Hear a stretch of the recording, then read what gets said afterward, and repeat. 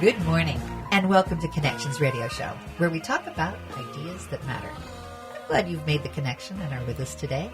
I'm Lori Fitz, your host, and the goal of our show is to explore a wide range of topics that challenge us to see ourselves, our community, and the world around us. It gets us thinking, gets us talking, gets us wondering, gets us connected, and maybe inspired to do a bit more because we've made that connection. So our topic today is the magic of MELSA. You might not know what that is, but you will know with this show and 4 shows more. We're kicking off a 5-part series, and it's all about the library. And you'll love it. I've got great co-hosts that are going to be helping me with this show and the shows to come. This show will be on the second Saturday of the month here on Connections Radio Show. So hosting with me today, my co-hosts are Sally of MELSA, and I have Susan the librarian. And MELSA is an acronym. It stands for the Metropolitan Library Service Agency. Welcome to you both. Thank you for having us. By the way, there will not be a quiz on what MELSA stands for. Well, that's good. I keep practicing it, and maybe by the end of the series, I will be very fluent and not have to refer to my notes to know what MELSA is. Well, Susan, Sally, you've done a lot of work to promote MELSA. You've been part of the MELSA. Tell me about what you do and what your background is, and a little bit about what MELSA is. Okay, sure. Well, MELSA is one of 12 regional public library systems in the state of Minnesota. The state is sort of divided into those regions for the purpose of delivering library services through a joint powers agreement. It's complicated information. You don't need to know that part. But there are about 330 libraries, I think, in the state, and 103 of those are in MELSA. So we're the Twin Cities 7-county metro and are the kind of largest of those regional systems. And I'm just going to do a shout out to each of the counties that participate. We've got Anoka County, Carver, Dakota, Hennepin, Ramsey, and this isn't a county, but it's St. Paul, a little separate from the Ramsey. We've got Scott County and Washington County. So if you live in any of those, which I assume you do, and our national and international listeners, it's a cool place when you come visit. This is a cool area to come visit MELSA libraries. Are able to participate interchangeably, as I understand. Right, and so that is one of the things that MELSA does provide is a delivery system between all of those libraries so that you can pick something up in Anoka County, you can return it in Washington County. You can, use all of those libraries interchangeably. When I was growing up, I think I had a very distinct idea about what the library was. My mom took me, there might be a children's reading hour, and, I got my library card and I could check out my book, and I had to bring it back in 2 weeks, and, and it was great fun. And as I've gotten older, I may not have accessed all the services or even really know what the services are in our 21st century. So tell me a little bit about what I should know about being able to access what our library system does. Well, one of the main things that would have changed is there are so many e-resources now. So there are a lot of resources you can be checking out and using from the library without ever setting foot in the physical library branch. Though, of course, we encourage you to visit all of those branches because they're fantastic and it's a great vibe to be in the library. But there are a lot of things you can just do from home or from your office or wherever you have a Wi-Fi connection. What I love about that is that I sort of assumed that the smartphone could replace what we would usually or in the past have accessed in the library system. But actually, you're complementing by having the e-resources, ways that we can utilize both our smartphone, our home computer, and get connected to a much larger information system.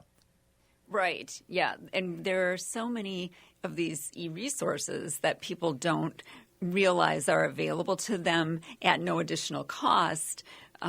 because they are, in fact, the good taxpayers of those counties. So they are paying in that way, so you don't have additional costs to be using all of these great resources. And so today and in future shows with you, we'll be able to talk about some of those resources and let people know how to access them. And actually, what I find what's great about the resources is that a lot of what MELSA provides, if you went out and joined LinkedIn Learning, that will cost you extra. If you use LinkedIn Learning through MELSA, it's free with your library card. And there's a lot of resources like that that not everybody might be able to afford. Right. That is provided through their library. Well, I'm interested in you two as individuals as well, and what you bring from the library, and why you pursued your career and what you do in your career. So, Sally, tell me a little bit about who you are. Okay. Well, I have a background academically, a master's degree in communications, and from the University of Minnesota. And I didn't start out in libraries, but eventually I found my way to Hennepin County Library as their communications manager over 20 years ago. And MELSA, because MELSA works with all of those different county libraries, we have a bunch of different teams. And MELSA had a promotions and marketing sort of a team, and I was the Hennepin County Library representative on that team. And so that's kind of how I got to know about MELSA and the director at the time. And ultimately, MELSA decided to add a position doing sort of community relations, communications, and I moved to that position, and that was more than 20 years ago. So I've been at MELSA since. And how have you seen it change? MELSA itself, well, we've really gotten, I think, a lot more oriented to providing services to the libraries and involving them in decisions that are being made for all of them, really. And so we've kind of switched our teams around, grown them, added some new teams. We added a collection development team in the last few years because that's been an important piece, so that we have a shared e-library now, and so that's a big piece where we're just bringing more of the library staff together as part of what MELSA does. And Susan, you have shared with me that you've worked with Sally for like 20 years. I am assuming it's during those same years that you were both heading up the communications for Hennepin and then moved into MELSA. What's been your role with MELSA? I have done a lot of random special projects with MELSA, everything from slogans that were originally on billboards, but then I saw one in a restroom for, free promotional thing. That was interesting. Oh, look, it's my work. Oh, look, it's in a bathroom. Okay. Worked with them on Teen LitCon, but currently the teams I'm on, I represent Carver County for communications, and then an interest group where it's jobs and small business programming, where we do, each county gets X number of funds from MELSA to develop programming and enhance collections for all ages for jobs and small business, whether it's, teenagers getting ready for employment, or how to start your own business, or how to use parts of technology or keep your technology safe. These are what MELSA is able to bring to the libraries, a way to do this a lot easier than we could individually, and a lot more interconnected. It's interesting to think of all the different ways that people have accessed the library and how you work with them. Yes. And you smile. Yes. I mean, it used to be, everybody used to, you could only get to the library by phoning them. Now, as someone who does the website and social media, you can, there's some libraries have online chat.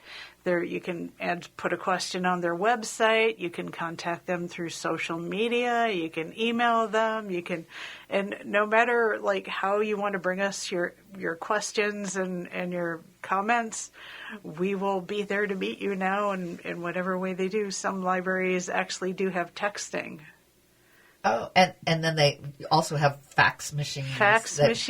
That you wouldn't necessarily have in your home anymore. Yeah, fax machines, printing, all sorts of technological equipment that if it's also, again, cost prohibitive for a lot of people to, maintain a fax machine, and Lord knows how much printer ink is. That's, isn't that more expensive than gold or something like that? It can be. On a per ounce basis. So we have the machines when you need them. Well, this job seems like a perfect fit for someone who likes eclectic lifestyle. Yes. How were you drawn to it, and how long have you been in this? Well, I had my undergraduate at the U of M actually in communications. Then I went to the University of Madison for library school and got my master's degree there. I went into librarianing, as I call it, because I actually wanted to be a newspaper librarian. But even by the time I got out of the program, that was already a dying breed. So for a while, I did a whole bunch of different library jobs. I worked in a law library. I worked in library development and services agency for the state. Worked in some private businesses. About 20 years ago, I ended up at a public library and have stayed ever since. And when they found out my skill base is very, very random. So at present, I'll just say what I do now. I do actual on-desk reference work. I do communications for the library, their social media. We've got a YouTube page, a Facebook page, and an Instagram page. I do the website and some other technology team things. I do some collection development, too. I do the jobs and small business programming and some adult services programming. And there's usually one or two things that I forget I do, and I keep a list because I don't remember. Well, I love it because your background before you came to the library has played, it sounds like to me, yes, a very good role in giving you context of how to work with small businesses. How to work with, a variety of folks that have whatever needs. You're able to, from that background, go, oh, yeah, we could do that here. We can do that here. That's generally kind of a library thing. We can usually do whatever it is here if we have the means. Well, what we're going to do is we're going to take a pause and listen to some commercials here that are supporting our wonderful show, which we very much appreciate, here on AM 950, the progressive voice of Minnesota. And we'll be right back, and we'll learn more about MELSA and cool things that you might not know about our library system. We'll be right back. .com. Welcome back to Connections Radio Show, where we talk about ideas that matter. I'm Lori Fitz, your host, and we have a terrific co-host, but I want to let you know that the topic of our show today is the magic of MELSA, and it's how we connect with our library system here in the Twin Cities. And my co-hosts are Sally of MELSA, and she's going to be sharing more about what MELSA does. And we also have Susan the librarian, and Susan is our eclectic, interesting, allows us to see the heartbeat of what happens in the library system and how to connect with it, and what are some interesting things that you might not know that you can access and save money too, Yes. as well as enjoy being in a wonderful space. So with that, we started to talk in our last segment about some interesting things that you might not know that are a little different from when maybe we grew up, of how we access the library. And one of the things that we started to talk about were the e-resources and what e-resources are provided. And when I think of the library, and I think of learning things like maybe helping with homework, or what kind of great resources are there to help. So tell me about the various resources. I think there's learning and things that you can read and lots more. So tell me more, Sally. Okay. Well, I should mention, too, MELSA, earlier I referred to these teams that MELSA has, and we have an e-resource team that's got a representation, again, from all 8 of our Metro Public Library systems. Despite the fact that, we're sort of on the theme of the magic of MELSA, I do want to emphasize that MELSA would not deliver any services without all the Metro Public Libraries as the vehicles and the actual public-facing entities. So it's really the library that's the Right, magic. exactly. You're the behind the scenes and letting the theater of the library be shown. Correct. You're the come and see this wonderful show called Our Library. Right. Well, or and we love to try to find ways that we can benefit from economies of scale. That's a lot of what it's about in terms of, jointly you can sort of purchase these resources at a better price than it would be if each of our 8 library systems needed to purchase those resources individually. And as we talked about in our last segment, something like LinkedIn. LinkedIn's very expensive. But if you want to do some of those trainings that are offered through LinkedIn, you can get it through our library. Yes. What's nice is that a lot of our e-resources have evolved so that even if you just are using it through the library, you'll be able to use the app and not just the website. Tell me more about that. There's a handful of resources. I think Help Now, it's our online learning and free online tutoring. I'm going to mention that because school, I know, is starting at least in some locations soon, if not after the fair. So you can sign up. You might need to sign up through your library website and get an account, and then you download an app on your phone, and you can take things like LinkedIn Learning and Help Now wherever it is you want to go. We've got a language learning one. I also see the New York Times. New York Times is New York in there. Times is expensive. Yes, yes. But I love the New York Times. And we also have Libby, which does, among the ebooks and e-audio, has a bunch of e-magazines. Cool. And Ancestry.com. Ancestry, you have to use that one in the libraries. Okay. Though. Right. That is one where that is not provided. You wouldn't be able to log on from home or something like that. That is one of the ones where you'll want to visit the library. But if you bring your laptop into the library, you can use it there. You can use it on our computers. How about the Help Now Brain Fuse? Yes. Right. That is the homework help and also has an adult learning component to it, too. And if, for instance, if somebody was interested in getting their GRE, there is a way, there's a section on Help Now where you can have assistance studying for that. Yeah, there's a lot of great resources on there.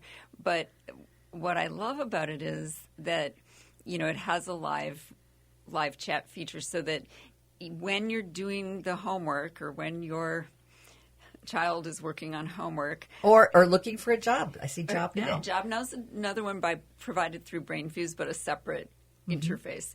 But you can actually just, have somebody who's sort of your own personal job coach or your own I believe that's homework from help. 1 to 11 p.m. Every day that is not a holiday. Yep. Yes. 7 days a week, 1 to 11 p.m. You can access this. And I remember when I used to sort of demo Help Now when we first got it on various local TV news shows. I would sort of go on as if I were a high school student working on geometry or something like that to do a demo of it. And they were always fantastic. Because I'm just hoping the person on the other end is, because I didn't sort of prearrange them. I just sort of did it as though, this is just a live demo of something that on the moment. Uh-huh. And they were unfailingly so patient, which not all of us as parents can be because our knowledge of this topic is out of date potentially, and also we maybe never were good at geometry or never got the hang of it. So it's always going to be somebody with a lot of expertise in that area. They're patient. They send you other resources you can follow up with. And it's very expensive to get a tutor. It's very, and if you can access it through this app, through the library, what a godsend. I don't think I could do 9th grade geometry. Be able to do the theorems, but if someone else can, that would be great. Right. Well, what I know we're going to need to go to break in just a couple of minutes, but I just wanted to there's some buckets that I think are very cool. Looking at the learning resources, if you need help with your homework, check out the great resources. If you're looking for a good book or the newspaper, there's the reading resources. If you're curious about investing, I love that. If you're like, hey, I see the stock market and I hear about it going up and down, and I just don't know, and it scares me. You can learn about that. You can research for a paper that you might be doing if you're getting certification or working on your degree, and how to discover your family history. I asked about Ancestry. There's all the things that you can get on your app, but that cost. Yes. And they can add up. You have $30 here, $30 there, and you don't think, and all of a sudden you've got hundreds of dollars invested in your apps. And the information we have in areas like health and business, it's legitimate information. It isn't just Dr. Google. Yeah, I've been guilty of the Dr. Google. Everybody is. You have a symptom, and so you go for it, and you Google it, which Yes. can create more problems than really It can. solve. That's your library has for free. Just go on their website, health resources. We've got business resources too. It's and we've got them aged for all ages. Mm-hmm. So whether you're a returning adult learner or a preschooler, we'll have whatever you need there. What I love learning more about the library is I really felt like, well, hasn't the smartphone kind of replaced what the needs for the library are? And then you find out, oh no, they've not only kept up with the times, they're 2 steps ahead of us, and being able to provide it at low cost or no cost.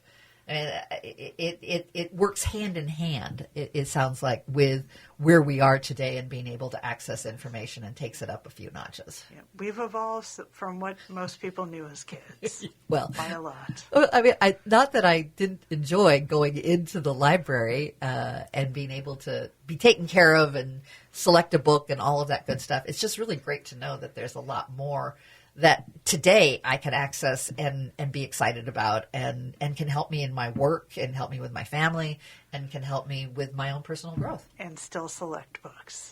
Still select books. And with that, I'll have us go to break, and we'll come back and hear more stories from Susan the librarian.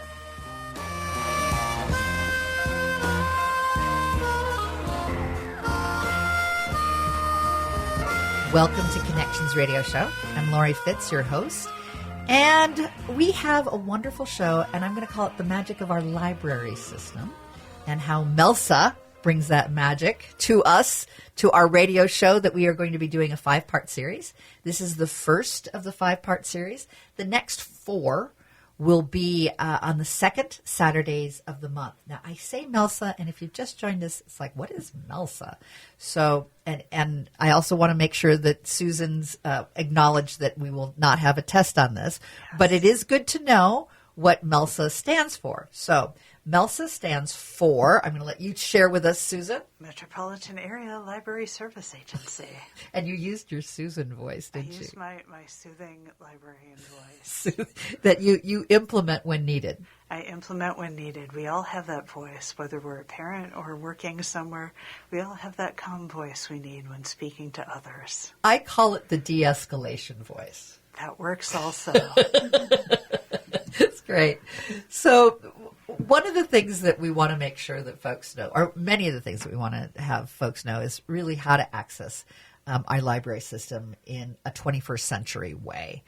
And I also want to encourage you to go ahead and look at our website for Melsa, and that is melsa.org.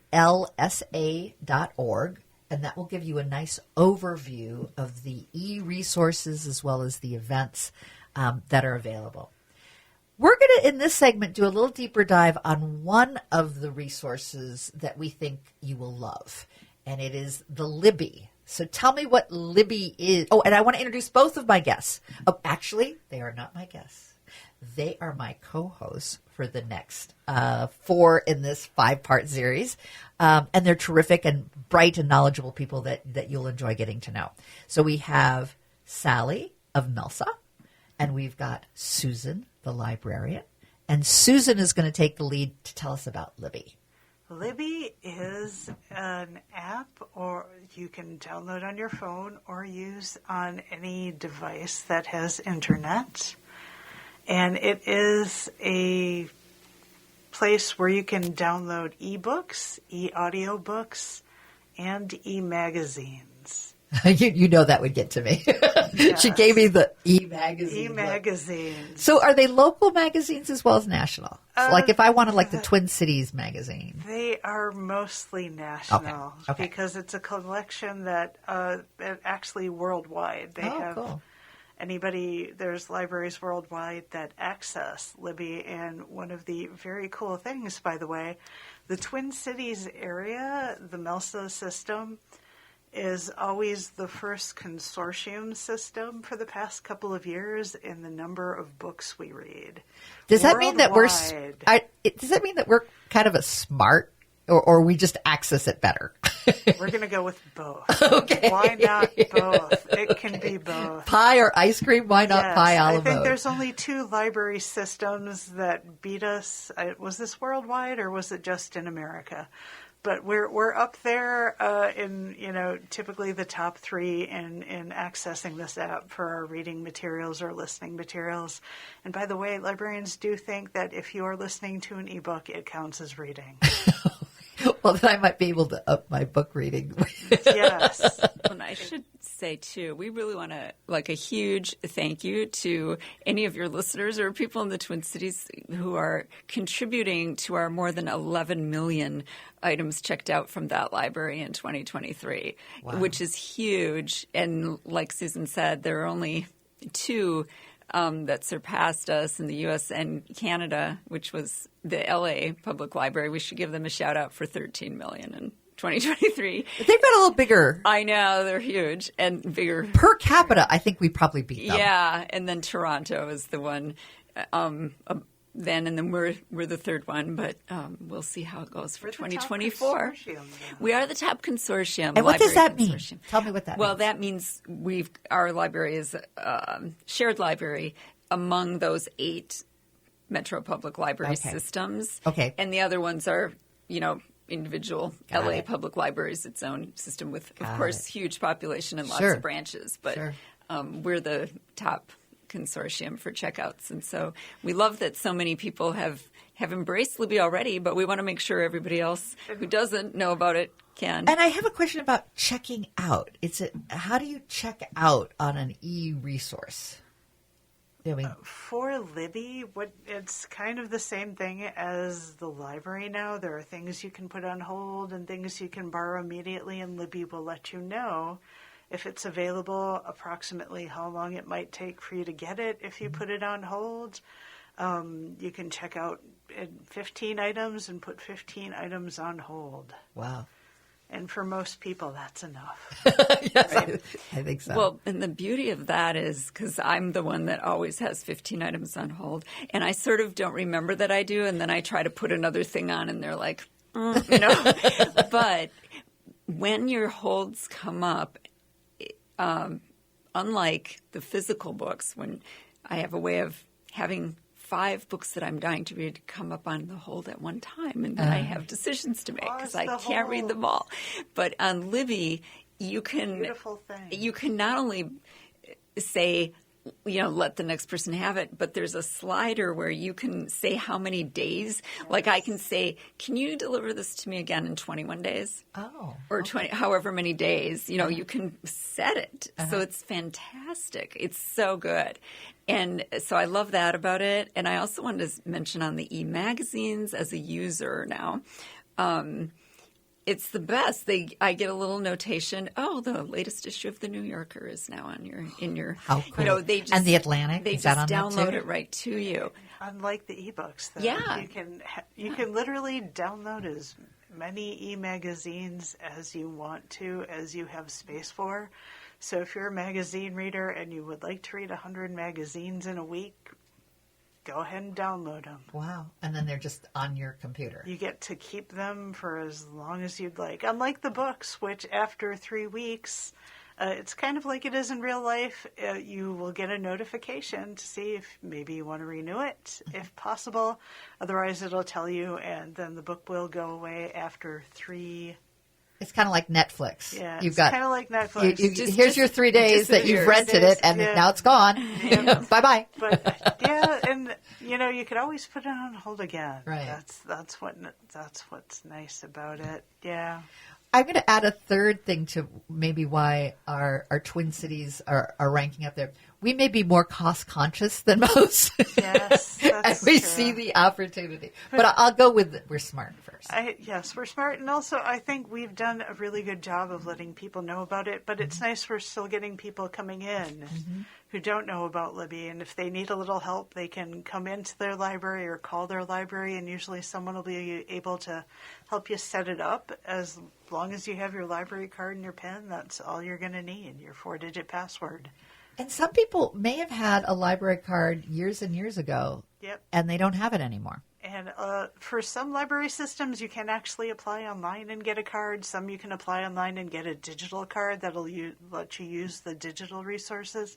There are still some you have to show up in person to get your card, and that will be, if you want it, the only time you have to go into a building, though we do recommend you stop by. But going into a building can be special. You were sharing with me how it's accessed in really interesting ways these days. Yeah, there's a lot of people who need like a third place to go now, and unlike everywhere else, you can come in, you can stay the entire time we're open, you can use our Wi-Fi, you can use our study rooms.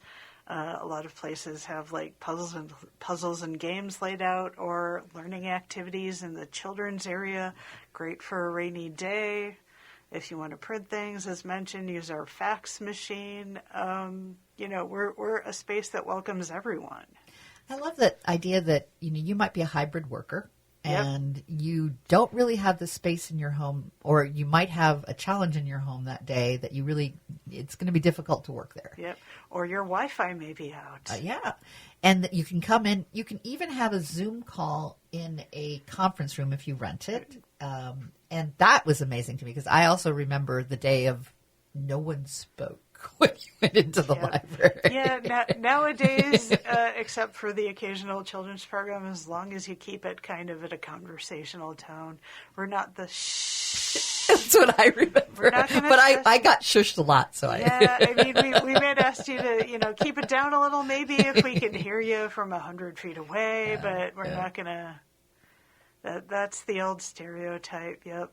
I know lots of people though that go to coffee shops, and now the coffee shops are, making it more difficult to be there longer. And you guys just welcome us if we're wanting to work all day. Yeah, especially after the COVID lockdowns and we started reopening, we tried to have more spaces where people can come and have their own space, but also kind of be a part of a larger community. At some of the larger branches, there's just like, you look around as far as the eye can see, there's people working with their laptops on our tables because they don't necessarily want to be just locked away in a study space. They want to be able to see more people. They want to be able to get up, walk around, they can chat if they want to, if other people are amenable. It's a little more convivial, but you're still working in your own space. Are there other stories you wanted to share with us? I have a lot I stories. I've been working in public libraries for 20 years, but there's a couple of nice things. We were talking about Libby earlier. I think it's a great resource. A lot of people use it to enhance their checkouts. For instance, if you have a school assignment, we don't have the book on the shelf, you need it today, it might be on Libby. You can download it. If you are going on a road trip with your family, like over Labor Day, you can find audiobooks that pair with your car's Bluetooth and just everybody can listen as a family. We've had people come in who have failing eyesight who either use the audiobooks or use Libby, where you can set the print larger. So if we don't have a large print copy on the shelf, you can set the print fairly large in Libby and you can read that way. We've even had people who, there was someone who came in earlier this week who's going on vacation, and they had ordered a George R.R. Martin book. And they're like, maybe don't want to bring that on vacation because, the man does not write small books. So I was like, hey, why don't we get it on hold in Libby so by the time you start your vacation, you will be able to read it online and save a lot of luggage space there. That's great. Yeah. Well, with that, we're going to take a break, and we're going to come back, and we're going to learn about some recommendations that Susan the librarian has, as well as what are some cool things that you can ask Susan the librarian and how to access that. And I just want to, again, make mention, melsa.org is the website, and it's a great place to find out all the cool things that are available. And we'll be right back after just a few wonderful commercials with our sponsors. Welcome back to Connections Radio Show. So happy that you joined us today and explored with us the magic of our metropolitan libraries and brought to us with some very cool MELSA connective tissues that create opportunities for our library systems to work together and to offer more. And we can also take great pride in our Twin Cities area being one of the best to access e-resources from library systems. And we're here to encourage you. You know, in every fourth segment, I always want to do a call to action. I want to encourage you to think about getting your library card and figuring out how to work with your local library and getting all set up with these e-resources, and you'll save some money too. So hosting with me are my co-hosts Sally of MELSA and Susan the librarian. And I promised in the last segment, and before I go on, you may have just joined us and you're saying, what's MELSA? So MELSA is the Metropolitan Library Service Agency, and it supports ways for the library system to work together. And I have Sally from MELSA, and I've got Susan the librarian. And welcome to both of you, and thank you for a great show today. Thank you. So, Susan, you're going to give us some ideas. We're going to make the fourth segment of our shows about some recommendations and things that people could email you with if they've got questions. Yes, well, I'll go with my Susan Suggests segment first here. Libby, if you look in the app or on the website that goes with it, they have a bunch of curated book lists and audiobook lists that the librarians and MELSA people have put together. I'm going to be timely because I can still sneak this one in August. There is one called The Beach is Calling. I love that. And it's got beach reads, and it's got beach reads for everybody, from little kids to adults, and not just the ones you're thinking of. I love a good, romance-landia book at the beach, but there's other selections in there, and there's also some audiobooks for the audiobook people. And if I can add, even if you're not going to a beach on vacation, yes, you certainly can go to any of our lakes and have a beach read, yes, and be able to enjoy the beach feel. The beach experience. Exactly. Through a book. Yeah. Books take you everywhere. Yes, they do. Yes. And also, as mentioned before, I really like e-magazines in Libby for not just the short-term vacation read, but if you are a super planny person like myself and you're already thinking of like holiday stuff, whether the holidays be near and far, not only are there the regular magazines you can look at that have holiday issues, there's also specific topical holidays. So if you're like crazy into Halloween and you're thinking of your costume now or what treats you can serve at your party, you can go to Libby and check out the magazines there. I'm all good with getting excited about the holidays. I just am not good with pumpkin latte until October. And I know it's starting now. There's some people that are getting the pumpkin. You do you. I'm team fall flavors all year and will hoard pumpkin flavored things. I still have some from last year. Good. I think it just has it to me it is like the races. You know, when the latte comes, it's the holidays, the pumpkin latte. But okay, I can readjust and become a pumpkin fan year round. They still had Halloween stuff in some of the stores about a month ago. I know. I mean, it's just hard. You can live in whatever world you want to. Yes, we do. It's already there, though. All right, I will adjust my expectations. Okay. So I would assume that there'd be recipes as well in some of these magazines. Yep, there's recipes in the magazines. There's also a whole bunch of cookbooks in Libby, and it's a pretty nice collection. And I do love cookbooks. Yeah. And you can have a range probably from if you're like on a diet, or if you're wanting health, or if you want to splurge at parties. Or if you want cuisines from a specific area of the world. Ooh, yeah. If you want them in Spanish, we have some in Spanish too. Cool, very cool. So if folks want to ask you questions, and I know they can access the library, but we want to provide a librarian through this real radio life show. librarian. Right. So people can just get a hold of you, can't they? They can get a hold of me. We've set up the email address, Susan, Thee, librarian, Susan the librarian, 2 E's. Otherwise, you'll get someone else at gmail.com. What I love about Susan the librarian, it's sort of like Old English. There's this like somewhere between Old English and Megan the Stallion lies Susan the librarian. Susan the librarian will answer questions. What are types of questions that you welcome? I'm a librarian. I welcome all types of questions. Right. Instead of what you welcome, what sort of questions do you typically get that folks can feel free about in categories of what they might want to consider? I can point them to their library system if they tell me where they live in the Hennepin County, the metro area, and how to get their cards. If they have any general questions about e-resources, I'm good for that. If they have anything they want to hear answered on the air, we'll consider that. Or if they have anything they would like us to maybe talk about a little bit more that they're curious about the libraries, because there's a lot of things libraries do now that we didn't do then. I mean, well, even if they might want to take a look at the website, which is the MELSA, MELSA, and MELSA again stands for Metropolitan Library Service Agency. But if they go to MELSA and they're like, I see all this, but I don't know what's the next step. You would be their guide. I will into be the connector. Next step.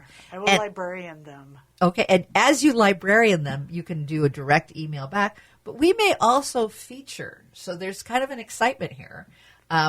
Get your question in, and we can answer it on air as well. Because if you're asking the question, we're going to assume that there's other folks out there that are wanting to have that question answered as well. Yes.